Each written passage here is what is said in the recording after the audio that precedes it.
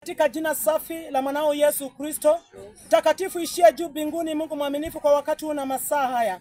Tunarudi tena mbele ya kiti chako cha rehema tukiliinua na hata kulitukuza jina lako. Maana wewe ulijua siku na saa kama hii tutakuwa mahali hapa.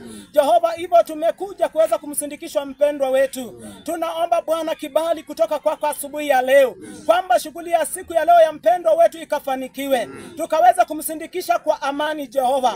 Waacha siku hii Jehova Lord, kila mmoja akaweza kujua kwamba amekuja kusindikisha babu yetu na ni baba yetu na ni ndugu yetu. Hivyo Mungu tunaomba hii shughuli yote unaibarikisha, ukaitakasishe katika jina la Yesu Kristo. Programu yetu yote kuanzia mwanzo mpaka mwisho tumeikabidhi mikononi mwako. Tunaomba hata kibali kwa ajili ya anga Jehova, kwamba Mungu wangu utatuwezesha na utatusaidia, kwamba Bwana hii shughuli itafanyika pasipo kuwa na shughuli yoyote ambayo itaweza kusambaratisha kazi hii. Baba, uchukue utukufu kwa sababu wewe ni Mungu. Tunakukaribisha, kualika wewe mgeni mheshimiwa kwenye ibada ya siku ya leo.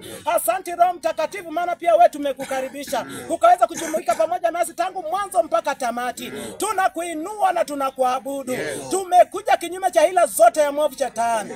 Tunakuja kinyume cha kila hewa yote ya mwovu shetani. Tunakuja kinyume cha mishale yote ya mwovu shetani. Tunaisambaratisha katika jina la Yesu Kristo. Tumealika damu yako takaso na ukombozi juu ya mahali hapa, kwamba Baba utazunguka kila kona ya boma